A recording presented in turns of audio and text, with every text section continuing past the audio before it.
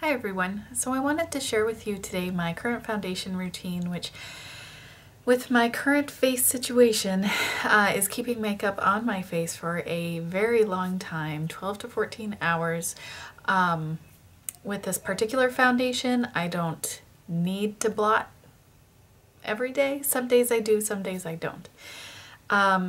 In the past, say 3 years ago, I had an extremely oily T-zone where no matter what sort of mattifying products and longwear foundation and powder and all that jazz I put on, my nose and chin and part of my forehead, that would saturate a blotting sheet after about 3 hours, and makeup would be eaten away super fast.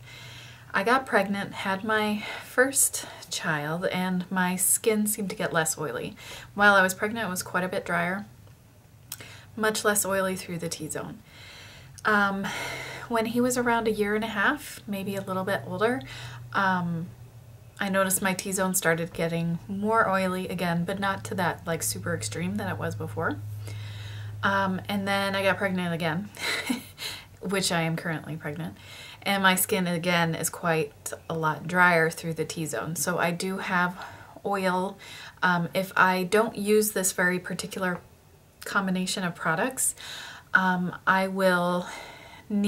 be quite shiny after, I would say, 4 to 5 hours, and I need to blot.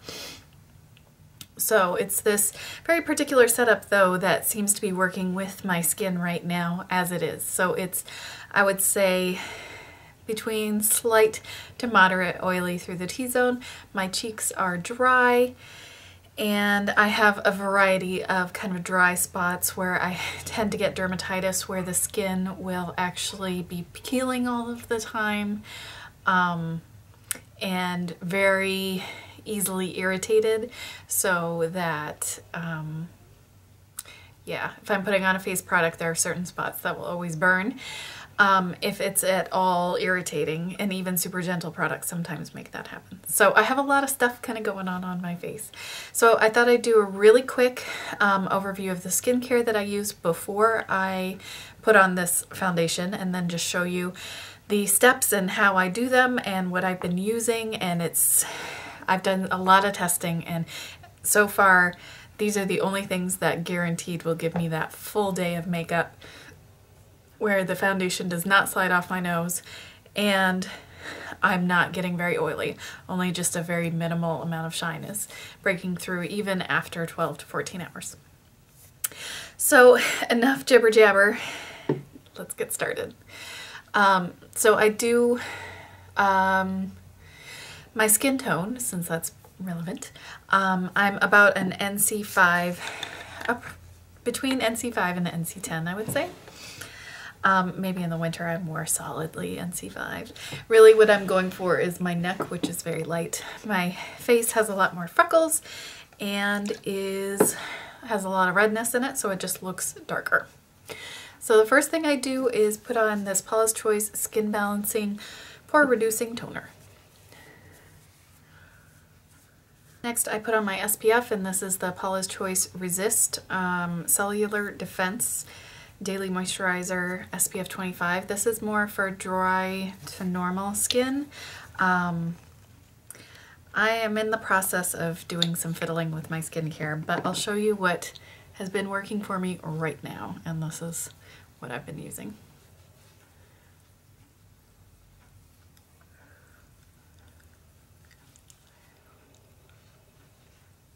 Talking about making my skin angry.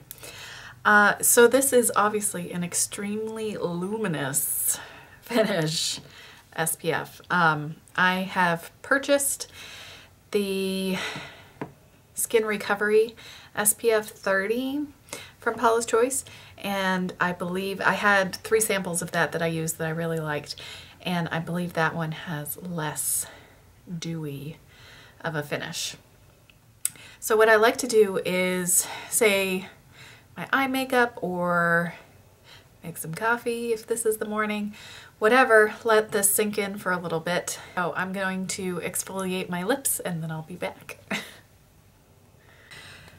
So now that I've given it a little time to sink in, I'm going in with a blotting sheet. This is one of the Clean and Clear blotting sheets, and I only do this on the areas that tend to get oily, which is my T-zone. My nose at the moment seems to be what really eats through the foundation quickly. Other areas will get kind of shiny, but it won't look like that there's nothing on there. But also my nose tends to get very red. My nose and my cheeks really kind of flush during the day, so it really shows it more. Right, so now that I've blotted, I've taken off any of the kind of excess moisture that was hanging out. So the first kind of step after the skincare is done is primer. So I've been using the Hourglass Veil Mineral Primer, and so far it's the only primer that I've found that really works for this setup. So one thing I have noticed though is that it tends to separate, and if I get too much of the liquidy parts and not enough of the thicker parts, it doesn't work. And since I'm near the end of this bottle, I kind of need to go in and just take some off the wand in order to make sure that I get enough of that kind of thick stuff, which seems to be what absorbs the oil. And then I might use the pump to try to get a little bit of the liquid. It's a sad state. What I'm planning to do is get a sample of the Makeup Forever mattifying primer, the new one, the Skin Equalizer Step 1 whatever, and also a sample of the Becca Ever Matte Poreless or something. Try those two out, because the Hourglass Veil Primer is so expensive. I'd really like to find an option that's cheaper, and one that I could buy at Ulta as well would be nice if possible. Though that would rule out the Makeup Forever. And so I'm just applying this to the areas that I get oily. I try to only put the smallest amount possible when I can. And then I will put a little bit kind of where the pores are the most visible, here on the side of my face, but not too far into the really kind of dry areas. So I want that to feel dry and not slippery, and that happens pretty fast. Because my cheeks are a pain, I'm putting in the Makeup Forever Skin Equalizer Step 1 Hydrating Primer on my cheeks.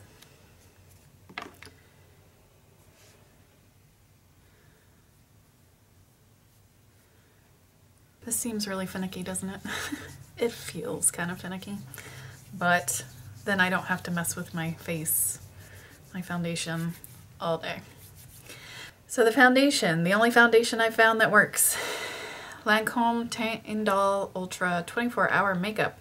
This is in shade number 90, Ivory N. It's a new shade, and it is not carried everywhere from my understanding, but I believe Ulta and Sephora both carry it, and also like Nordstrom, but a subscriber that lives, I believe, in Mexico said that they're not carrying it there, whatever. So internationally, I don't think it's as available as it is in the US.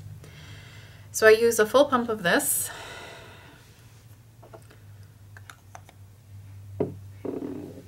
Then I just kind of dot this on.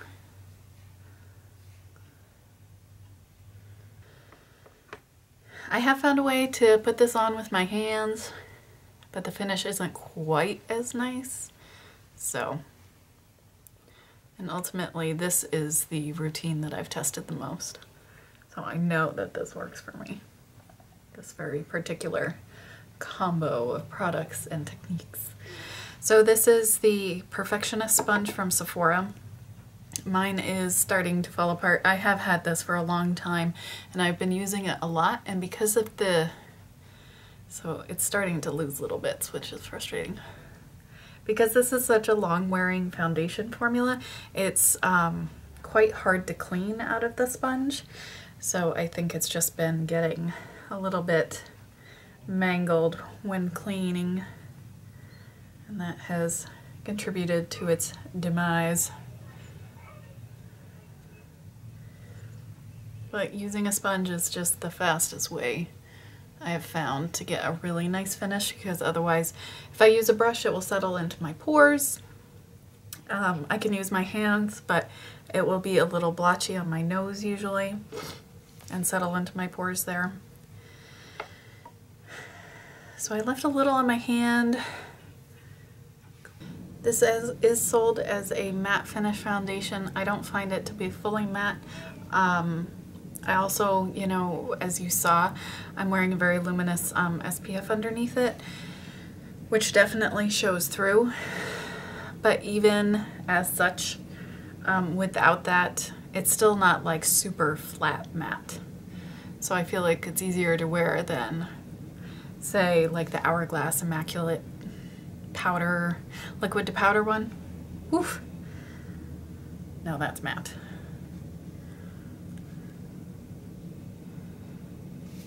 Okay. So I am going to put on some concealer. I'll just go with what I've used the most. CoverGirl Plus Olay the Depuffer. Set my eyes with the NARS Light Reflecting Setting Powder pressed. The last and final step to this whole ridiculous situation is powder. And so what I do is loose setting powder. The one I've been using the most is the Laura Mercier loose setting powder. It came in an undercover pot, but I have since depotted it. And I have also used the Sonia Kashuk. I don't have a lot of loose setting powders. I have not found this to work with like an HD type powder. I think it needs to be something that has like more talc in it. It also works with this Sonia Kashuk brightening powder, but this does have some pretty fine, very fine shimmer in it, and I don't necessarily always want that, because that can make me look a little tiny bit sweaty when I'm outside. It's not a huge amount of shimmer, but it's there.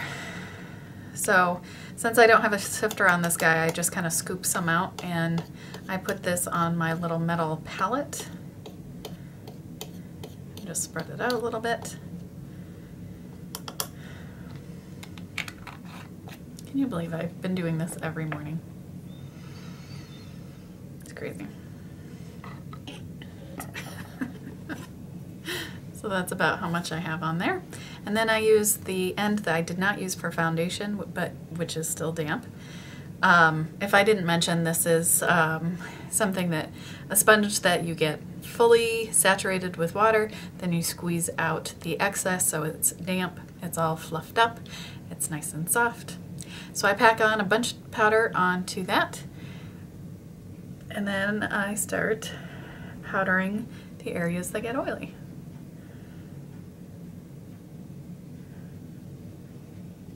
And stay really far away from the areas that get dry.